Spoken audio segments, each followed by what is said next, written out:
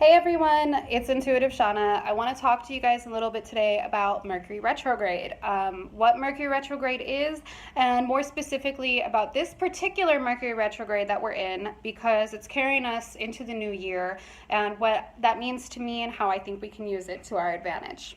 So Mercury retrograde is an astrology thing, and if we were to actually look at the planet Mercury, it'd look like its orbit's going backwards. That's not actually the case. It's an optical illusion, but what that does mean is that the things that Mercury is in charge of and influences tends to be a little wonky, tends to kind of go a little backwards.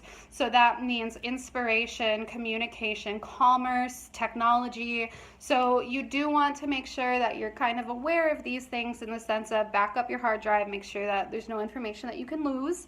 And really with communication especially, really think before you speak and make sure that what you're saying is exactly what you're intending to get across, that you're conveying things properly, and vice versa, that you're understanding things correctly. Right now is absolutely a time that no question is a stupid question. You want to make sure that you understand what's going on around you and what's being said to you. If you can apply those two things with communication, your life is going to be a lot easier over the next few weeks, and it's going to help you avoid possible arguments through misunderstandings.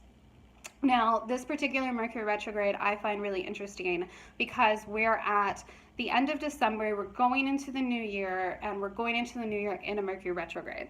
So one thing that we're always kind of taught and told is that you never want to start new projects and make decisions during a Mercury retrograde.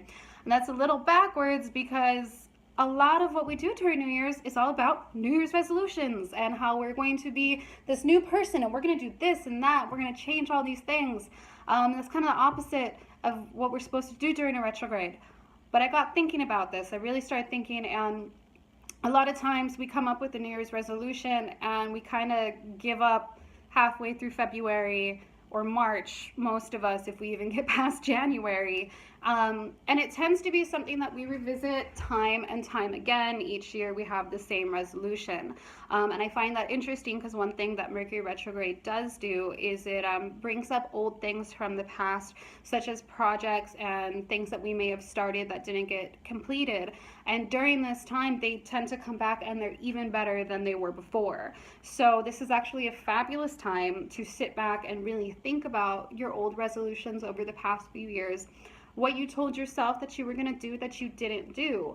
Okay, how are we going to do that this year? And maybe you want to think about it and apply that this time around so that we can use what this retrograde is good for, which is completing old projects, revisiting these things, as well as self-reflection. So we can really use this to our advantage when it comes to changing our life during 2017 with this.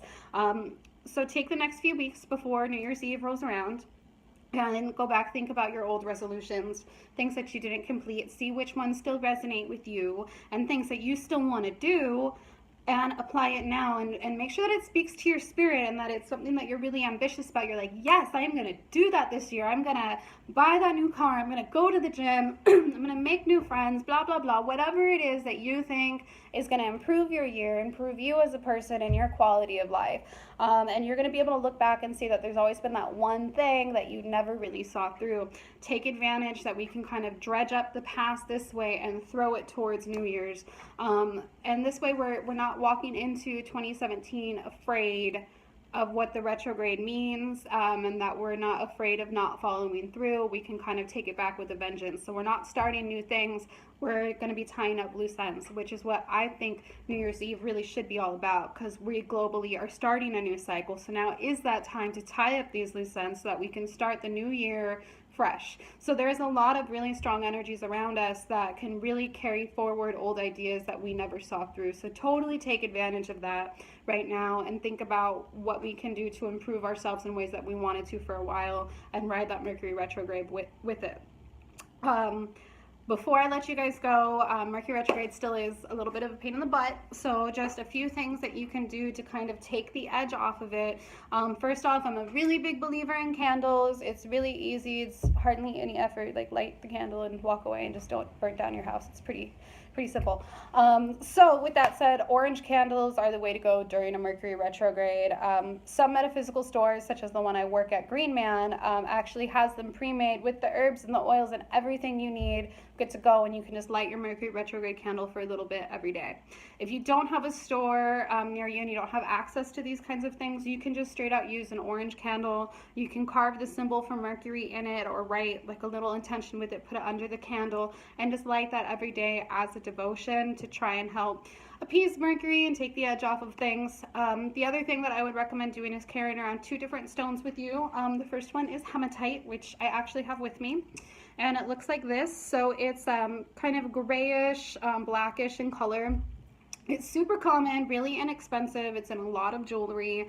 And hematite works to keep us grounded during this time because it is something that can be a little shaky and a little funky. So this definitely really helps. The other stone that I would recommend everyone grabbing is some fluorite. Fluorite is super pretty and it comes in a few different colors, and usually it's a mashup of greens and purples.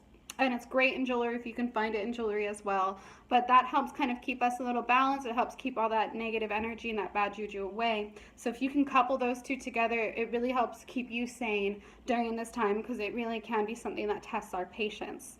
So I hope that this was helpful to you guys. I hope that you can really reflect on things and reflect on what you want to bring into 2017 and kind of keep your wits about you over the next few weeks. Mercury goes direct January 8th, so you know it's not too far away. So don't head for the hills. Keep your life on track and just celebrate your holidays and your New Year's. Thank you for watching this video, and thank you for another beautiful year of sticking with me and letting me help guide you guys. So you can find me on Instagram at Intuitive Shana. I'm on Facebook under the same handle, Intuitive Shana. You can find me at the Green Man store if you wanted to book a reading. I'm there in person or by phone. You can call them 818-985-2010 and ask for Shana. And don't forget to check me out on my other YouTube videos, as well as my blog on my website, intuitiveshana.com.